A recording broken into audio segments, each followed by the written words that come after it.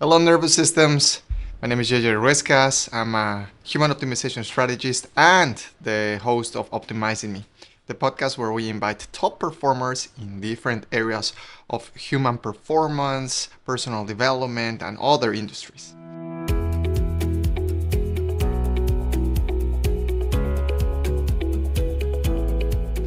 Today's episode is very special for me.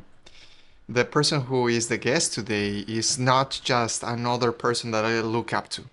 He is someone who has formed a huge component in my life over the last few years. His expertise in high performance is someone that I look up to and that we share in common as well, our interests around the same area. And the way that he combines not only the scientific and technical aspect, but also the spiritual aspect is something that simply blows my mind, and I know that it's going to captivate you as well. Without further ado, let me introduce one of my best friends, David Gilbert.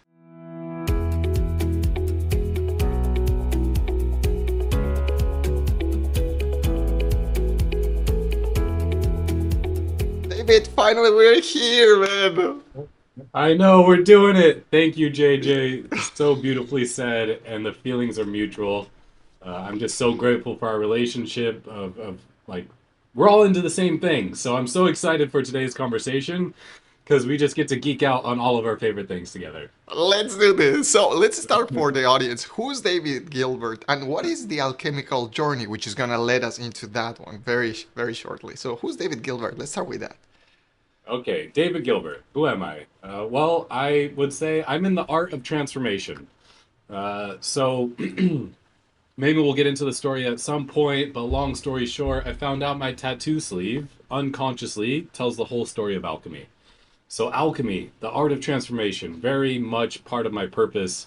But I've always just been like curious about performance, and peak performance, and both the body, like how to optimize human performance as well as spiritual alchemy. So I'm a coach currently at Novus Global, executive coaching firm that works with Fortune 500 companies, professional athletes, top leaders to go, what they say, beyond high performance and apply their meta performance model, which meta stands for metamorphosis.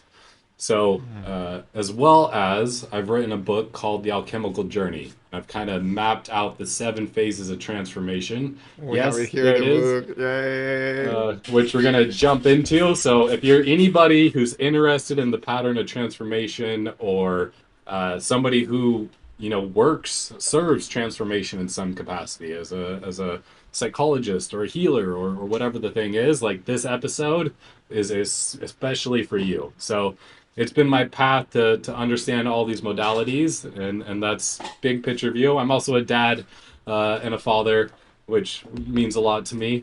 So that's a little bit of who David is.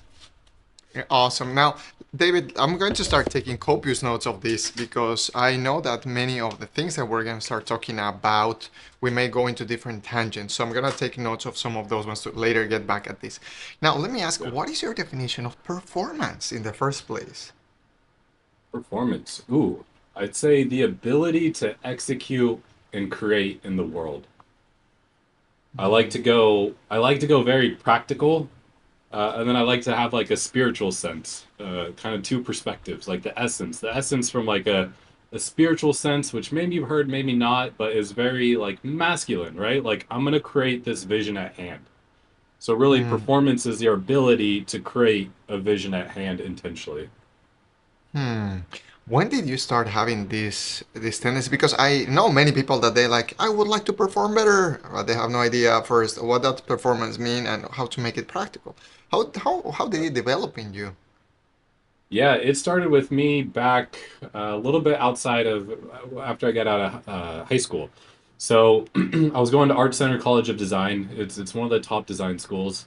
And during that time, I started getting into like meditation. Wim Hof, Mark Divine, who's a Navy SEAL, was one of my big. That was like the big first course I took, and he talked about box breathing and meditation and warrior yoga, and these were all brand new things to me. So he introduced me a lot because I've always been kind of curious about like warrior plus like performance and just how do we show up as our best. Hmm. What at that time, I guess that it looked very different to what it looks like right now. Yeah. So how was the evolution of this path that you started maybe at that time? What was the different like memorable points of transition in your personal development? Yeah, yeah. I just have to acknowledge that I was listening to Joe Rogan back then and like Bulletproof Coffee. Man, it's been crazy to see. Like when I would go visit my hometown of Paso Robles, I had to drive 45 minutes to a specialty health food store to find MCT oil to try to make my very first bulletproof coffee.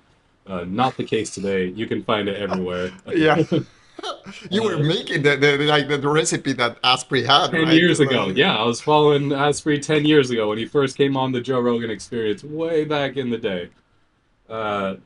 But to your point, I've realized like that was like during that period was a big catalyst. I really got into health, right? Like physical health.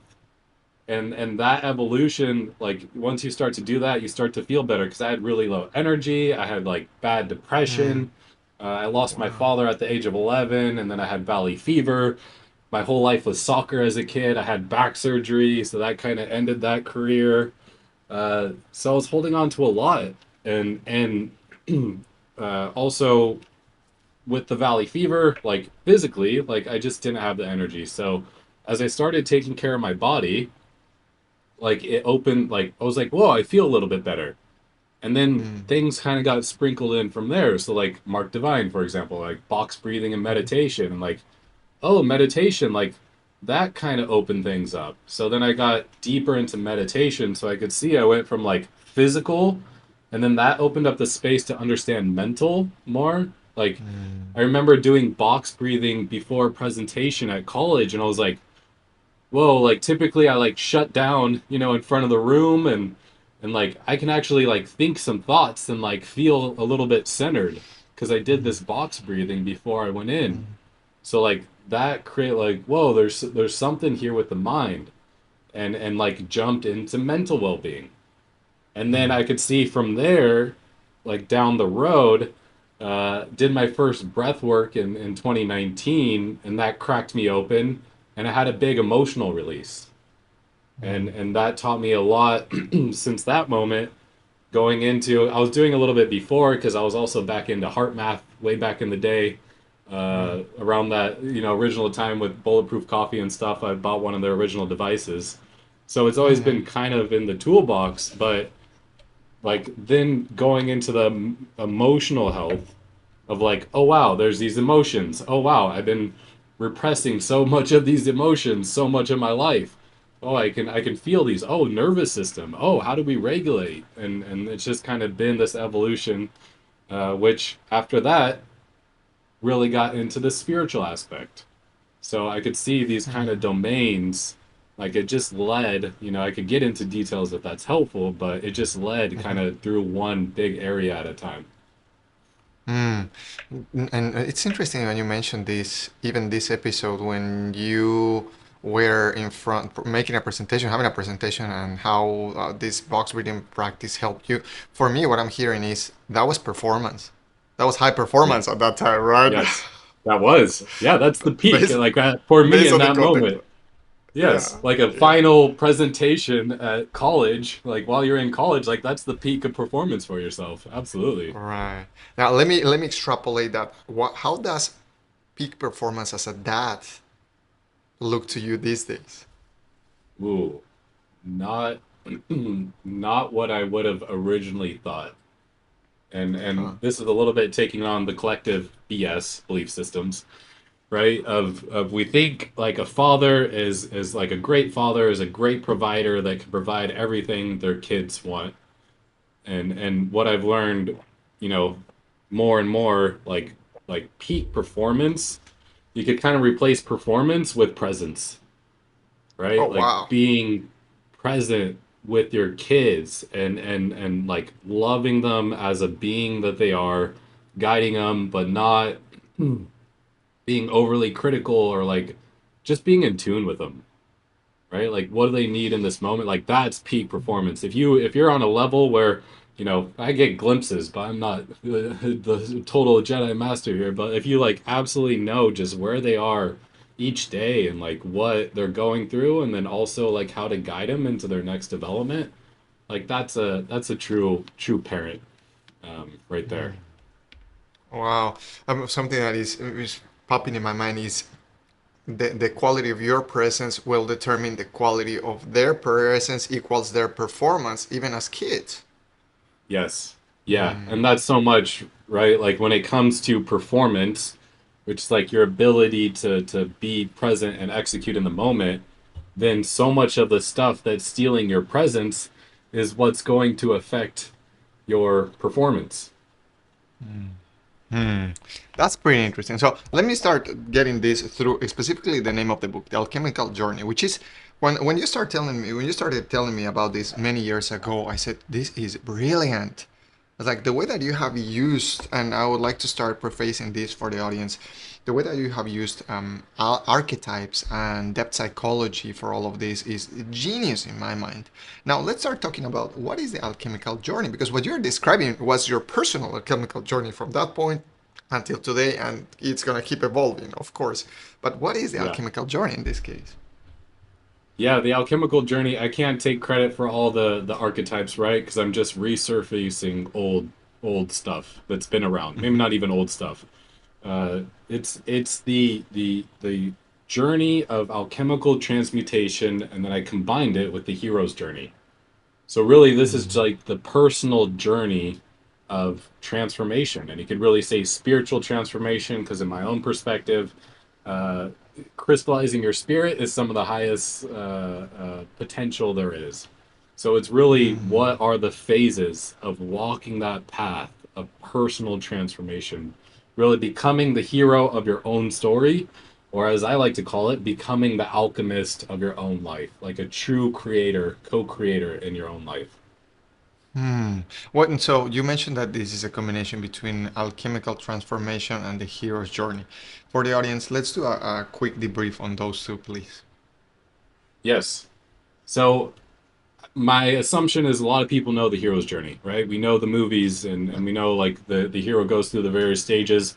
First is the Mhm. refusal to the call. Like there's something that shows up and the hero doesn't want to go. Then the hero finally makes the leap. They go into the unknown.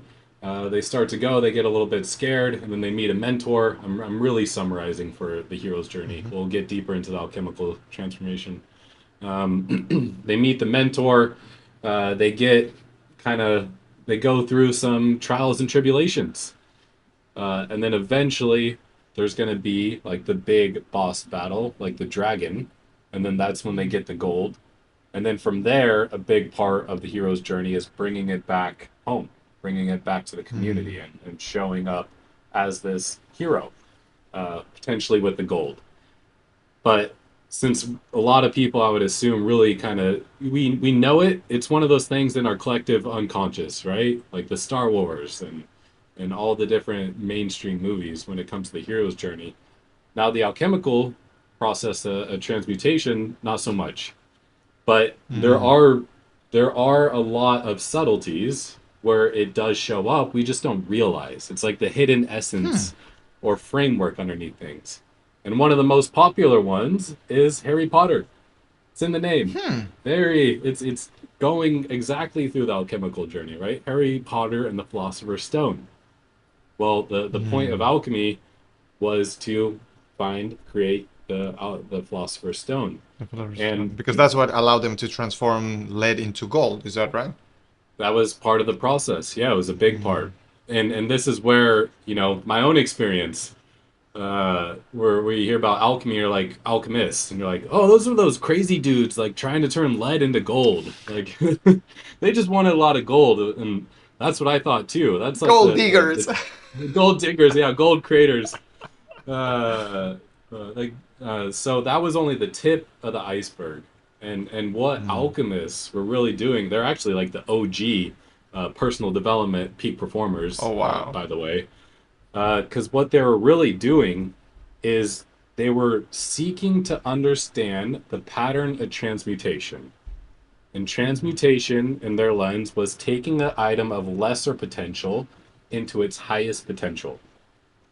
So they were like, if I could take this metal, this lead, and transform it into the highest potential of gold, and as I understand this pattern, like by physically working with it, I can apply the process most importantly to myself. And as I apply this, I'm going to expand in my consciousness and my potential and my understanding of the world.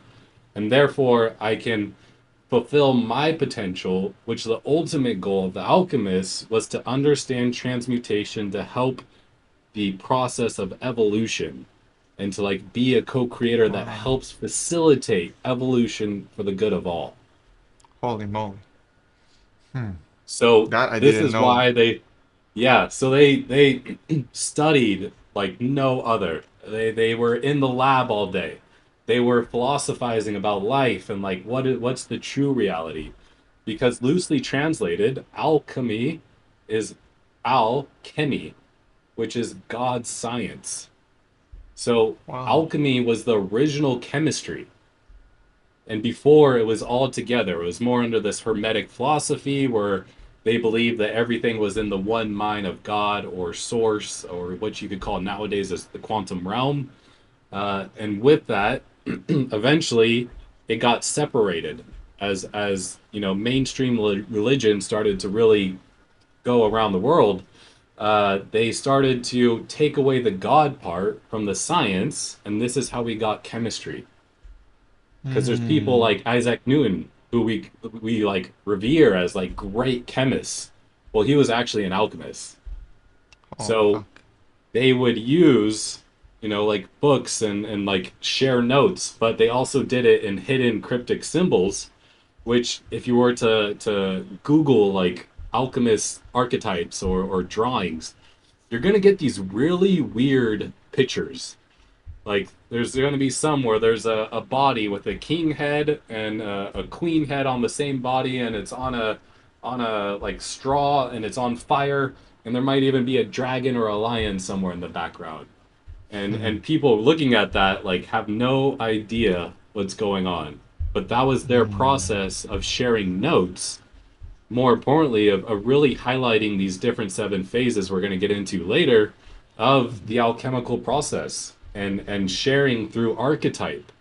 Like this is what comes up as you start to go on that really like inward journey, right? You're going to get in touch with your subconscious, and then that's where there's this collective archetypes and symbols that live in our collective unconscious, like Jung would say, that are universal. So this is how they would share notes, and their goal was to create the philosopher's stone, to create this item that could almost like spiritually heal anyone. And also, if they put a little sliver into something, that it could help the final process of transforming lead into gold. So this was like the elixir of life, and having that potential. Holy moly. So you're talking about the seven phases. What are those seven phases? If we have already understood the hero's journey, which is a very, nowadays, very contemporaneous way of seeing at stories, and we think, oh yeah, that's mostly for movies, right? Oh yeah, that's for Yeah. movies. But how do we start extrapolating that and also to the seven phases? And let's start talking about how it gets translated. How do you translate it into practical terms for anyone who's listening to this podcast? Yeah, yeah. So seven phases. I do have to give a shout out. Like alchemists love to argue and evolve, and like they'll like try to, you know, throw in notes to like take people off or, but like generally across the board, seven phases of transformation, and first is calcination, then dissolution, and then separation, and then conjunction, and then fermentation and distillation, and then finally coagulation, which, as it occurs to me saying this out loud, probably just sounds like a bunch of weird words if you're hearing it for the first time. Sounds like something that we have heard in some hospitals or something like that. Some of them, the other Yeah. ones at chemistry class, the other ones I have no idea how to spell what you said. So let's go step by step. All right, step by step. So, calcination. This is the fire element. And calcination, if you're into tarot, this is the Tower card. This is when fire, but not fire as you think about it. Think of it as of a more divine fire, like the divine fire catalyst of your transformation comes into your life. And what happens when that fire comes? It's gonna burn away something that you thought was true, the House of Cards, right? That wasn't true. So this is when you have a moment in life, out of the blue, you know, maybe losing somebody. I lost my father, right? Like that is the start of a massive transformation right there. So Ignition. Interesting. ignition, exactly, ignition. And it's really an ego dissolution because you start to lose sense of who you thought you were or what the truth was. And another way to look at it is it's the beginning of shadow, like shadow awareness, right? So you're getting to Mm. know there was this shadow of what you thought was true that actually isn't true in capital R reality, for example. Mm. So Hmm. I don't know if it's helpful to like go through the 7 phases and then we could geek out maybe after that and like potential modalities and like what I've used. That's a good point. Let's go through them as in an arc of a journey that you're taking Yeah. us, and then let's start talking about because I know I'm noticing that I'm asking questions of how those translate in. So I think what we're doing is touching on those phases, but bringing them a little practical, and then we can go in depth with the practical Yep. modalities. So what is the second one? Yep. Yeah. So the second is dissolution. And this is where after you have, some beliefs, just to keep it simple, this is a belief system that gets burned down, for example, right? So after that is dissolution, and this is the water element, and water is a symbol for emotions often. So this is when the big emotional release comes. Or it could also be a symbol for the subconscious, right? So you're getting in touch with the subconscious. This is personal transformation. And then from there, separation. And separation is the air element. And we can also think of this practically of turning lead into gold. So first we have a piece of lead, and then you heat it up. You start to burn it down into ash. And then you put that ash into water, and your alchemist belief there's physical matter, and then there's like a energetic essence to everything. So Hmm. if you were to burn it, get it to ash, put it in water to cleanse it again, and then you're during that with air, you're removing the ash from the subtle substance, the pure essence, like totally pure essence of what it truly is, right?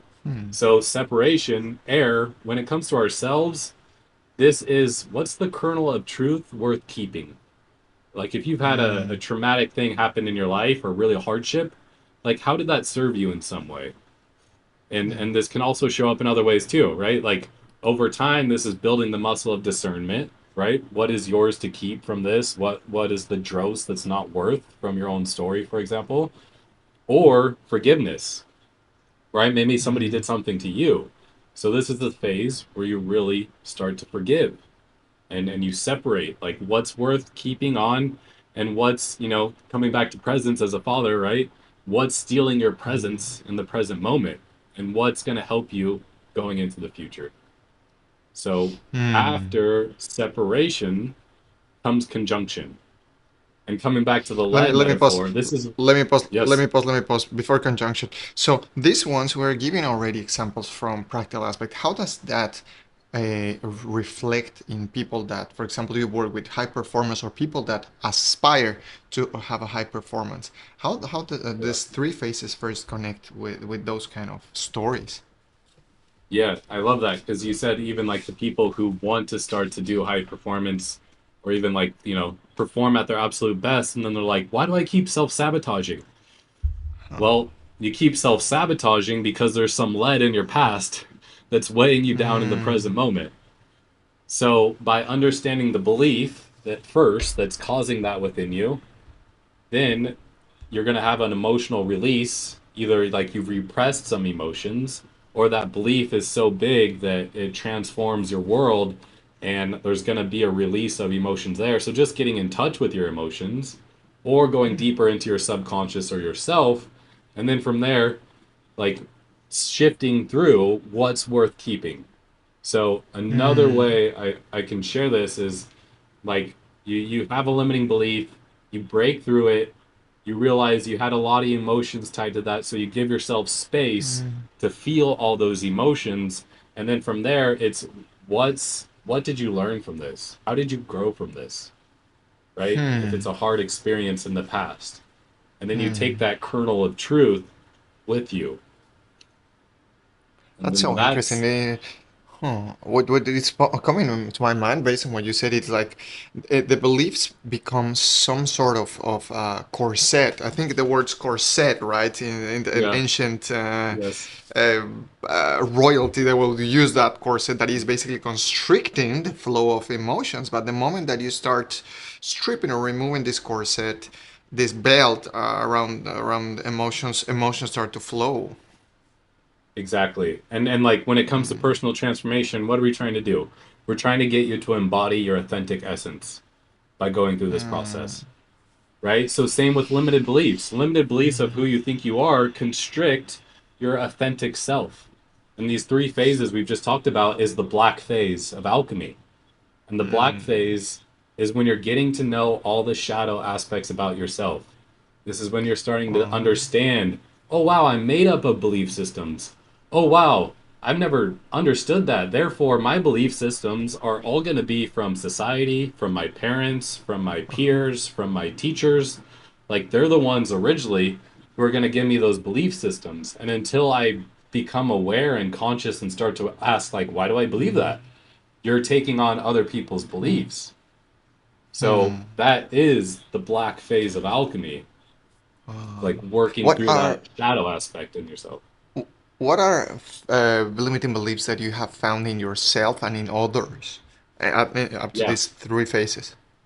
Yeah. So my story is my parents, at no fault of their own, got divorced when I was about 3 or 4. And I didn't think much of it at the time. I was like, my mom loves me, my dad loves me, like I'm good. I had a good childhood. But it's funny, around that time in college, before I did a hypnosis session out of nowhere. And the memory that came up that I pushed away was one moment where my parents were screaming at each other. And I started screaming at them to stop. And it did Hmm. nothing. And I ran over like behind the couch and I was like kicking on the ground. And hindsight, it made me like realize, just this is what it means to be human. We take on these default programs. I took on this programming that I'm powerless and I'm voiceless. Wow. So Wow. there's a lot of like there's like so many like I love the Peter Crone perspective on this of like I am not, right? I'm not good enough, I'm not worthy, I'm not lovable, I'm not capable, and there's Hmm. some more you can kind of play with there, right? I'm powerless, Yeah. I'm voiceless, so as you mentioned. Yeah. I'm voiceless, exactly. And this is where going on my own alchemical journey, like getting to a place to kind of like fast forward really quick. The beauty of it is those deepest, I call them leads, but it's just that limiting belief or emotional wound, right? Can become your greatest gold. So for Hmm. me, like I love the art of transformation because what am I doing? I'm helping people feel empowered, right? So when I Hmm. do that, I feel fulfillment, right? Same with like having a conversation with you now, JJ, brings fulfillment to share my story. Because 5+ years ago, I'd be like a stoic robot. I'd be sweating. I Wow. would forget what I was gonna say. Like my nervous system was not regulated, right? I was living in the shadow of these limiting beliefs that dictated my nervous system and how I showed up in the world, which is Oh pretty freaking wow. crazy when you start to, understand that. So Wow. by going through this journey, like you get the gold on the other side of working through those that dark, which could be a metaphor for fear, uh, as well as the ability to give your unique gifts to the world in a way that when you receive it back, you receive so much fulfillment on top of that. Oh wow. Now, well, let's go back to the fourth element. So we would cover already belief systems around the three elements, or the three first phases, and then the fourth one was conjunction. Conjunction. And this is the white, So, we're beginning into the white phase of alchemy. So conjunction, to use the lead metaphor again, right? We burnt it down to ash. We separated the ash, the dross, from the purified essence. And this is where we get to bring it back together. So this is the earth element. So it's like purifying, not only really in like the lead metaphor, you're purifying, getting to the true essence, and then you're purifying the physical matter. And this is where you're going to bring them back together. Now, for ourself, this is where we come back to self acceptance. Like, simply put, this is where we start to bring the things back into our heart, right? We had this mm, limiting belief of who we thought we were. We had a big emotional release. We took the kernel of truth that's worth keeping. I'm not, voiceless or powerless, but that actually did serve me in some capacity. And then I take that with me and then I'm bringing it back into my heart. So as we get into the weed of modalities, that's like IFS, right? Like bringing parts of you back to mm. your true self. And that's So why it's this is so. a good point. What if we would start talking about these three first phases and the modalities? Let's talk. Let's because seems like the fourth element, the fourth phase is that transition in between one and the other. So Yeah. let's talk. Let's divide it into these first three phases. Conjunction first. So what are Yep. modalities that you use in these first three? Just for anyone that is whether starting to discover that, or they have this felt sense, they don't know what's happening yet cognitively, but there's like something is off here. I don't know what is it, but something is off. So what is that you recommend for those three phases? Yeah, so I'll just share what, I put my design history after I found out that my tattoo sleeve tells the story of alchemy. I was like, ooh, how can I creatively connect modalities plus the alchemical journey? Well, that's how I created the alchemical journey. And then I created an experience for people to go through. So when it came to the experience, the first part was a deep dive before they even came out. And this was purely about getting into somebody's story and understanding their limited beliefs. So like Mm, bringing those limited beliefs to the surface of your conscious awareness. Like that's one. mm, So it could be a lot of belief work, but really just like understand this is like the beginning of shadow work. Even like why do I have negative thoughts? Like what are the thoughts coming through my brain? And then getting to the root of like what those thoughts are built off of, which they're built off belief mm, systems. Right. So when we get to the mm, belief systems, that's when we can start to see like I'm not worthy. And to quote my mentor Peter Crone on this specific part, because this is where like his process comes in. It's like you're not worthy, right? The truth mm, is you just are. You just made up this mental story at no fault of your own. It was a winning strategy because you had a difficult thing happen to you as a kid and you didn't know how to survive. So you put on this pattern or software, right? That you need to show up in this way to survive because you don't want to feel that pain again. So that's why you installed this I am not limiting belief as one example. mm. So limiting belief work, I would call it. That's one thing. Is that Yeah. the only modality, or what other modalities exist there? Yeah. Just like I'll put the big category of shadow work. So there's a Okay, shadow work. Got lot of different modalities. And even like breath work could be a form of shadow work, right? Some people it. go into I know this happens to you, JJ. You have so many stories you've shared with me where they go into breath work not expecting anything and they're like, I had this memory come up from here and I don't know what happened, like what so like even Yeah. breath work is absolutely a case where you have this unconscious thing. Our minds, if you haven't heard, like 5 to 10% is your conscious mind and 90 to 95% is your subconscious mind. So there's so much stuff in your subconscious mind going around that it's really starting to bring something of that to the surface. So like whatever modality helps that. And that can even just be sharing space with someone. Like, why is it so powerful just to have a friend that you could share some of your hardest stuff with, or even group therapy, right? Like just Mm, sharing in a circle can be so powerful because you're taking this thing that was in the dark and you're bringing it Mm. to the light. So that's phase Hmm. one. Yeah, this is so interesting. So, you reminded me. I was like, I think I told you about this course that I took with Jeff Brown. It was called um, the Abandonment Healing Course. It was an online course. So, in one of the modules, there was this thing called the excavation process. Yes. I'm like, I'm so curious about it. When I go and check the excavation process, what was it? Breathwork. Yeah. It was breathwork. I just laughed. That sums it up.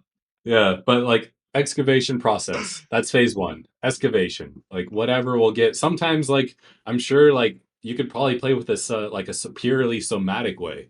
Like we know trauma release therapy can like get you there. Can be like Yeah, right. yeah. So it's just excavation inward excavation. Whatever pulls that out of people. Oh, wow. Okay. Got it. Now, do we move into conjunction again Yeah. and the other Or phases? dissolution. Okay, Dissolution. Second. So let's go into after that, dissolution. And this is that's the again fifth one. emotion. That's no second. This is Second. modalities. Oh, modalities. Okay, we talked about Yeah. the first one, Modalities excavation of the process, first then phase. Yeah. the solution. Yeah, yeah. Yeah, Yeah. second one. So any modalities that help with the excavation process. And also too, like sometimes life catalysts can technically be the fire as well that bring that about, right? Like even a partner leaving you is going to bring up a lot and transform your reality, and that's going to take you on an arc of transformation. So Mm, phase two, dissolution.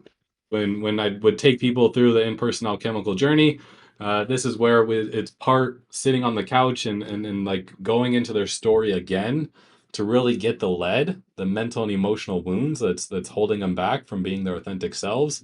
And this is where the focus is on feeling the emotions, right? mm, Like really feeling the emotions that come up.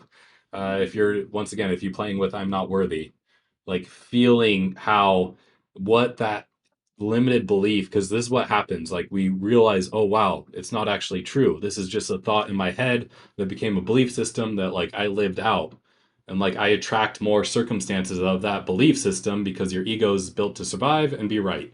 So it's going to look for opportunities to showcase where that belief system is right and collect that evidence, versus not.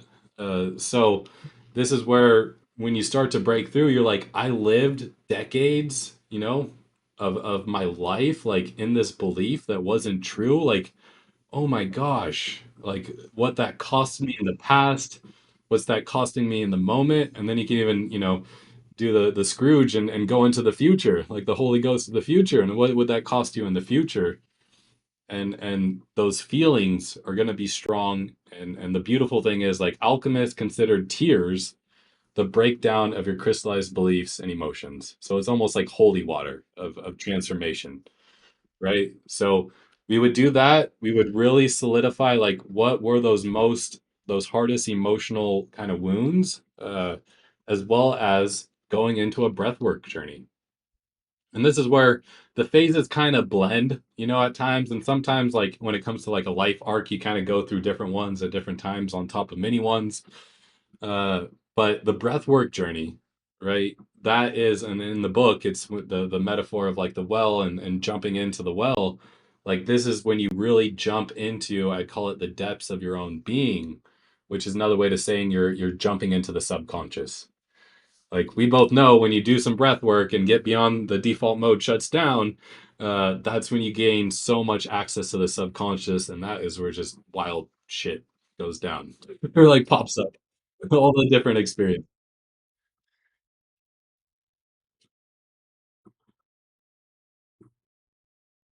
Yes.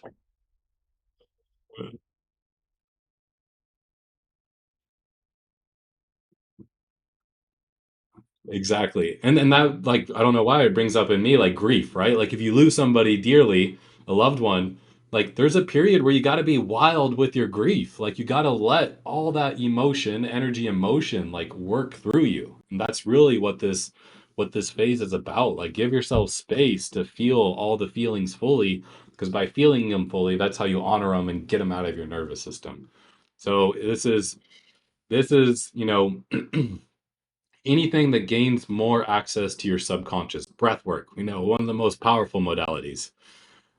Somatic kind of experiencing and processing is one way to tap into the emotions trapped into the body, right? EDMR, that's another really great one.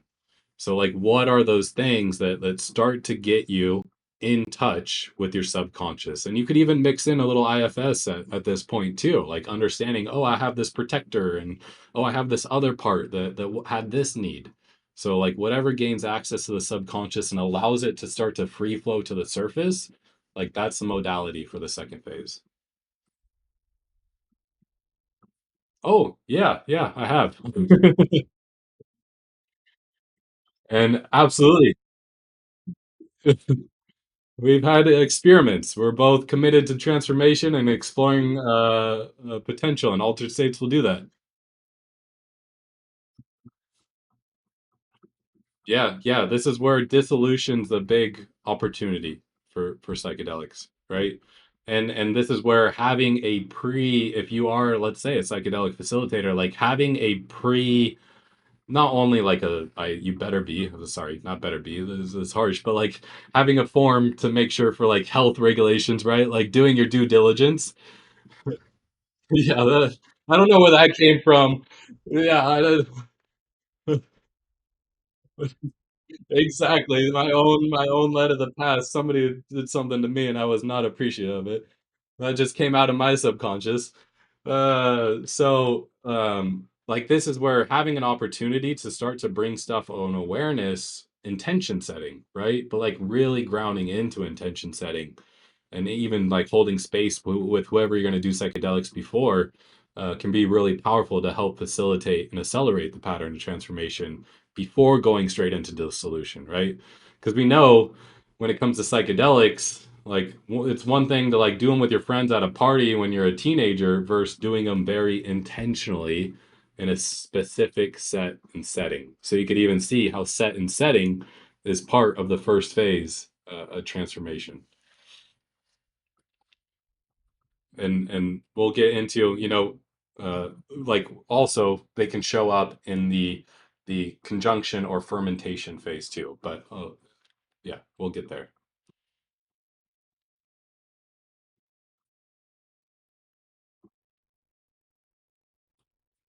Yes, yes. So third phase, we'll keep it in the black phase. uh so the third phase is separation, and this is where it kind of blurs the line a little bit, like if I were to talk about the in-person experience I created, because separation could be the breath work. Like breath work can separate, can dislodge so much, old trauma or emotions from the nervous system, right? We know that like people can have such a big release, whether it's laughing, crying, or whatever, screaming. But the process I would do for separation here, kind of mixing in air and earth, if you're into the elements, symbolism, I would actually have somebody. So the process again, just to like keep the journey going. First, we're breaking down the limited beliefs. We're getting to know that I am not statement, right? The belief. And then second, the emotions. Like getting to know the lead for like all the emotions that came with that belief. And then we're doing the breath work. And then the next day we have that lead, that I am not statement or whatever the thing is for them. And then I would actually have them, because I like to make it interactive. I have a treasure chest in the backyard. It has a bunch of lead bricks. They're not actually lead bricks. They would go grab one of those, and then they'd walk 20 minutes to Sunset Cliffs. I live in San Diego. And during that walk, they would once again feel the pain of how that limiting belief or that lead, mental and emotional lead, held them down physically, mentally, emotionally, and like actually carry it while they're doing it. And then when we got to like 2.5 pounds, they're actually, I bought, yeah, you're probably right. I like bought workout equipment off a guy off Craigslist, and he's like, I got like 1,000 pounds of these weighted vest weights. Like you get to take these with you. I'm like, what? I don't know what I'm gonna do with these. And then it came full circle. Uh, so they have this lead, and then we go to Sunset Cliffs, which is a beautiful area. It's a cliffside in San Diego. and you're like you feel like you're in Mother Nature, which this phase separation. So this is where I incorporate the Ho'oponopono prayer, the Hawaiian prayer of forgiveness, right? I'm sorry, please forgive me, I love you, thank you. And we do this prayer with Mother Earth. And then they take that lead, and this is a reminder that Mother Earth is more than happy to take away your pain because she knows like she could hold it, right? She could ground your pain. And by grounding your pain or fear, you're going to open up your heart and you're going to love your mother, the Mother Earth more. You're going to love your brothers and sisters, all the people, all of humanity more. Because I like to remind people during this part two, like we're all just cells within the collective of humanity, right? We just have 8 billion cells that make up humanity, and you're a cell in that. So this is where they go through that prayer, they reconnect, they ask for forgiveness for Mother Earth. A lot of people tend to forget that it's in my perspective, a living being, and it's there to support you. And I say that because it gives us life, it gives us oxygen, it actually gives us everything. She's so abundant and beautiful, and they reconnect and go through that process, and then they do this ritual of letting go, right? I choose to let go of this past pain, and I give it back to Mother Earth as an offering, and with that, I'm separating the dross, the pain that's only meant to be experienced, not meant to be held on to, and I'm getting ready to carry my truth forward to be my true authentic self.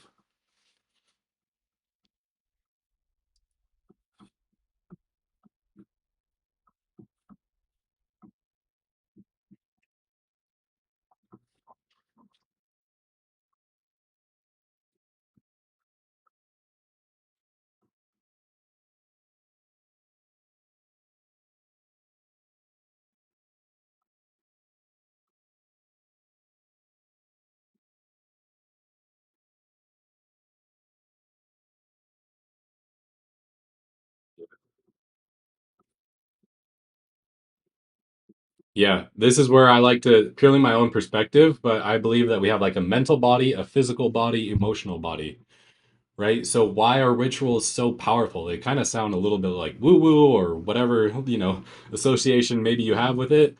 Like rituals are so powerful because every body is involved at the same time going through this thing intentionally, right? So I just like to say it as like your full being is involved. You're physically involved. You're feeling it. Your mind is there.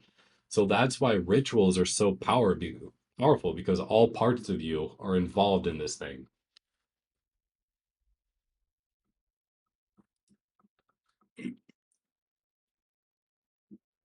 Yeah.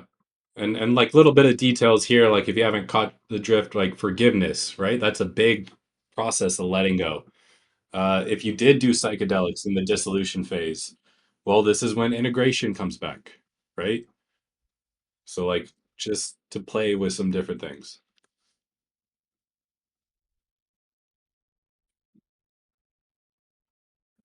Black phase. Yeah, dark night of the soul. All right, white phase. This is the enlightenment. This is the light at the end of the tunnel, right? So you've worked through, you're really burning off a lot of the dross. And conjunction is where you're bringing it back, like I shared before, bringing it back into your heart. So this is like when you go through the, let's say, internal family systems, and you have conversation with one of those parts, and they finally feel seen and acknowledged and heard. And it's like, ah, you feel your body, it's that big breath. Ah, when people have a breakthrough. Yeah, yeah. And this is where during the journey, this is where there's an opportunity of heart opening medicine. Is one really powerful tool of conjunction, which is like MDMA therapy. Like MDMA therapy is so powerful because you're so full of serotonin. Another way to say it, like your heart's fully open, so you can bring old experiences back and you have divergent thinking. So both hemispheres are communicating better and you can see new dots of your own story and welcome them back into your heart. So any practice that helps you align your heart with your body, and then also I'd say kind of your past like story is like so much about what that conjunction phase is about.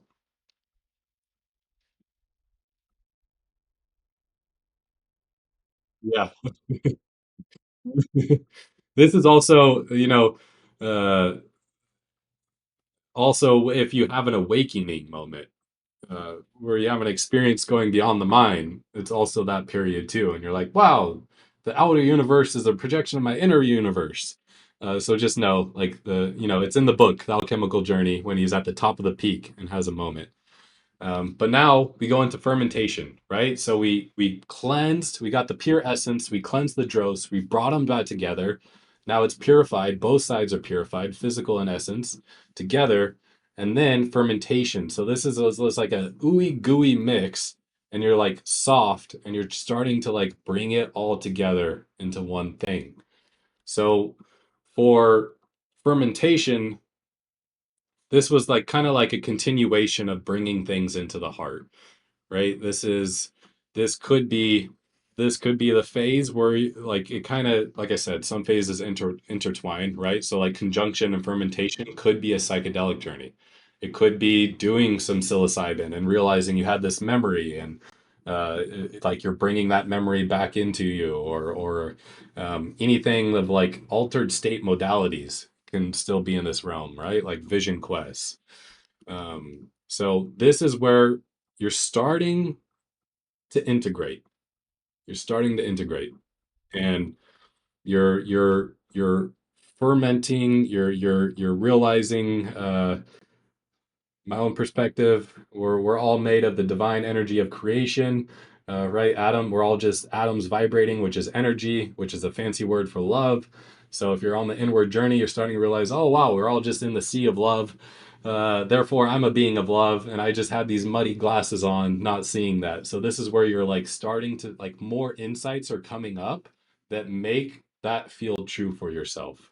Or better example maybe is if you're going through the journey to uncover your authentic self, this is where you're starting to see how some of those patterns, like for myself, like my parents getting divorced, right? This is when I'm starting to click, oh wow, like empowering others makes me feel so good. Like, oh wow, that's why, right? Or when I like as I went through the journey after I lost my father suddenly at the age of 11, this is when I understood hindsight, like, oh, I've been asking two questions since that moment when I lost my dad. And this is really what kicked me off into peak performance, right? Like, the question was, what makes life worth living? And why is life so painful? And this was like, the why is life so painful was like a subconscious question I was living into. So the fermentation is when you're starting to like bring all these parts of your story and yourself, and you're starting to realize and understand, like, yeah, that was an initiation of death that was really hard, but it was also uh, uh, transformed me to where I could have go see JJ and have a, You were saying that you had two main questions. What were those questions? yeah, two main questions I realized was what makes life worth living? Why is life so painful? And this is why I realized, oh wow, big part of my story, understanding alchemy and like transmuting trauma into what I call soul gold has been a big part of my journey. So as it's like once those insights, more and more insights start to click, and you just see more of your story, and like you not only see it, but like honor it and like appreciate it, like really appreciate all parts of yourself. That's really the Hmm. fermentation process. Hmm. Wow. And that is phase number 5. Number 5. So number 6, this is one I love to highlight. This is distillation. And when I this is like it would be like a beaker that's like a figure 8. So you would heat up the material at this point, and it would go up high and it would purify, and then it would drop back into the water. Go up high and purify and drop back into the water. And this is where when I used to do the experience, we would do a breath work right into body work. So it's like Hmm. go into breath work, get into an altered state, gain that higher insight that's yours for this moment, and then get right back into your body. But more Hmm. importantly, in transformation, this is where so many people get stuck. This is the oscillation period. This is where you had a big breakthrough. Maybe you did a psychedelic journey and you're starting to integrate the insights, and you're like, oh, wow, that memory made me realize this and this and this about myself. And you're like, I'm gonna be a new person, and I'm gonna walk out of here transformed and feeling great. And then you do, and then a couple days later or a week later, you have something happen and you fall back into your old ways, right? Hmm. So this is the oscillation period between your new self and your old self. It's called So this is where oscillation. like, How do you spell that? yeah, don't ask me. I grew up on a ranch. Like we don't do I spelling and math. will figure that Yeah, out. I will GPT that one. All right. I will yeah, GPT. yeah, But yeah. I That's why we like, I got never the heard that one. two. I call it pendulation in my world, but I love what you Yes. said.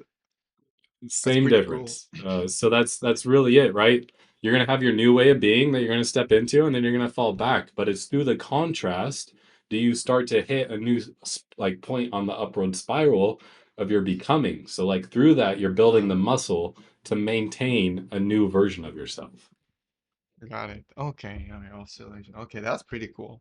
What are modalities in this 5 and 6 then?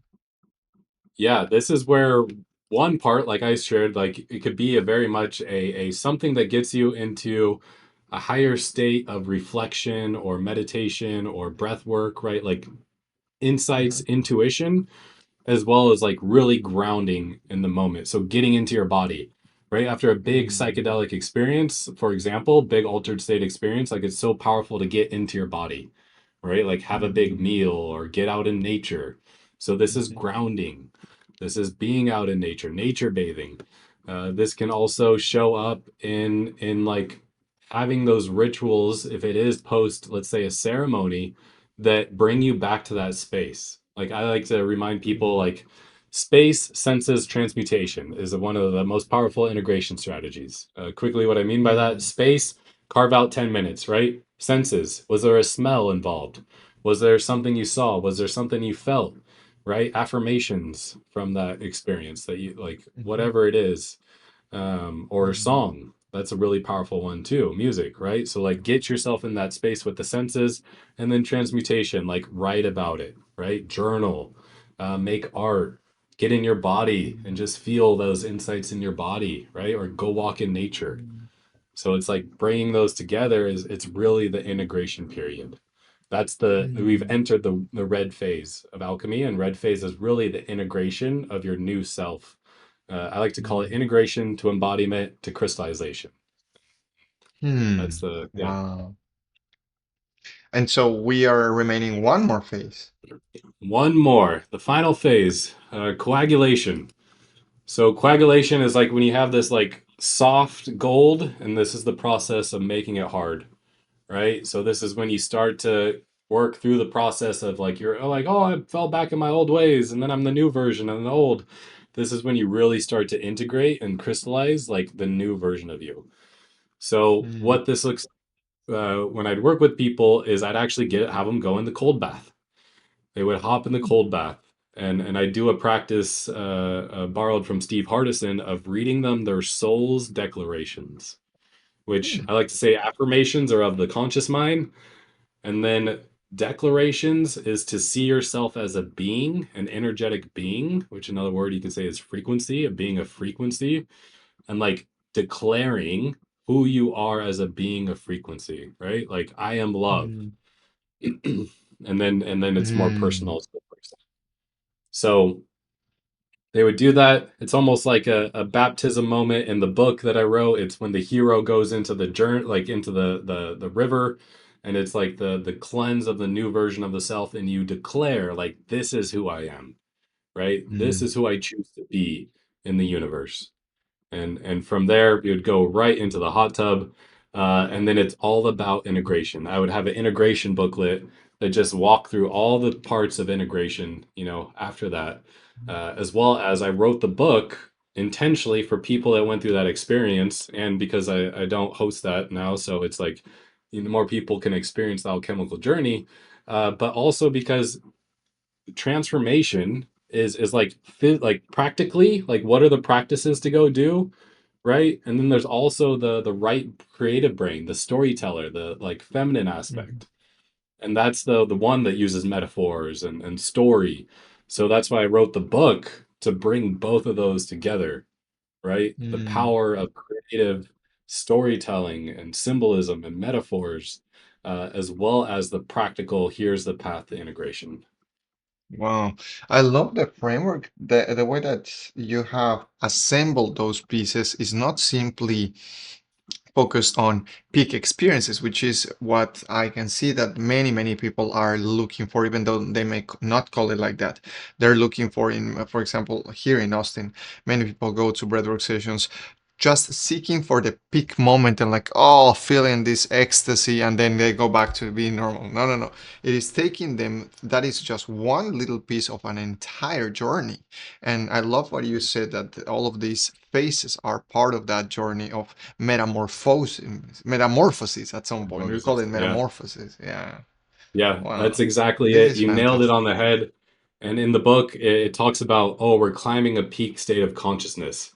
And that's the actual reminder I would give everybody. I'm like, we are intentionally carving out space in your life to get above the mundane of everyday life. So we're climbing a peak, and the mundane is the forest, right? So you go on a hike up a mountain, up a peak, and you get above the forest, and you're like, oh wow, like I could see my everyday life that I get sucked into on a natural basis. And then you keep climbing, and there's jagged rocks, and you're gonna fall and have a hard time. And then eventually you get above the cloud line, and then that's where you see the sun, right? And the sun can Mm, be a metaphor for that ecstatic moment where you get that uh, inspiration, you get that healing, or just connection to something bigger than yourself. And it's like the rays, and you feel it. And maybe you've had it in breath work or an altered state experience, or just like beautiful time with a loved one. Like, oh wow, this feels like home. This feels like the like beyond everything, right? Beyond the mind, I could just feel myself and be. And then the point is not to just chase the shiny light, but to be the alchemist of your own life, is to take that mm, light. And like in the medieval days, they would have a piece of tinder and they'd put it in a metal box and they'd have to feed it this little ember all the time, right? So it's like mm, taking that light down the mountain and bringing it with you. And most importantly, going through the process. And in the book, you get to know your biggest shadow, aka the dragon, during the process, and then you ground with Mother Earth, and then you get to the bottom and you declare, this is the new way of being, this is who I am. And this is you carrying that light with you in yourself as you go into the world. And this is the hero coming back to the community, bringing his authentic self, or her authentic self and mm. gifts back with them. Mhm. Okay, so much to digest here, and I encourage everyone to get one of the copies of the Alchemical Journey book. So tell us, David, where can we find you in the last few minutes that we have? Where can we find you? What kind of work we can start engaging with your style of performance? Yeah, so I kind of got them separated. Now that I think about it, funny, of course, like alchemists would. One is goldenlife.com. This is where you can get the first three chapters of the book for free if you want to see if it's even something for you. I talk more in that lens of becoming the alchemist. So just once again, goldenlife.com. And then my own personal, executive coaching business, which is really about how do you live soul line performance. And I used to do this 2.5 day alchemical journey, but I was like trying to put years, if not really decades, to a lifetime of work in 2.5 days, which what has been described as paradigm shifting and massively transformative. And somebody had 4 suicides in his life and walked away saying like, I'm the shepherd of lost souls. So like very powerful.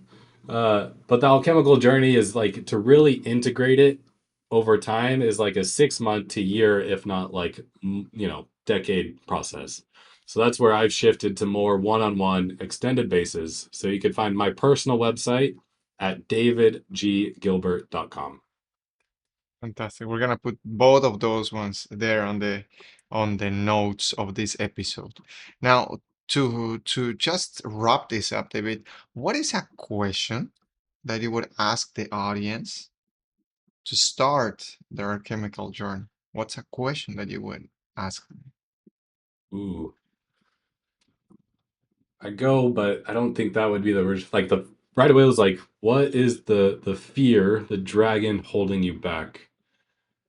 But beyond Mm, that, it's like, what would be available to you if you weren't scared to jump into the depths of your own being? wow. Because Wow, guess both what? of In the them. book, the The gold you seek is already inside of you. You have to become a gold digger or the gold excavator. Gold Just digger, kidding. yeah.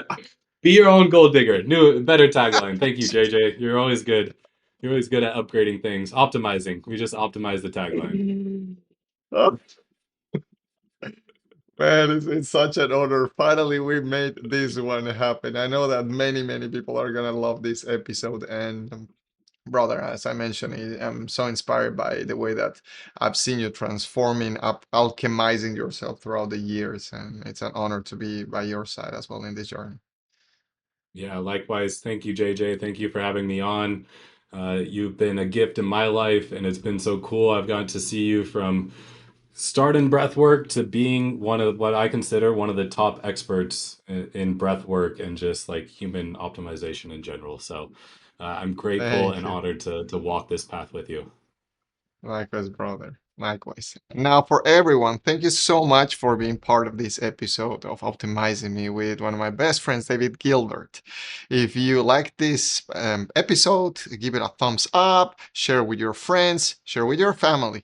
Also, if you have other guests that you would like to send here as to be part of the show, just send them my way and we're going to make the proper invitations.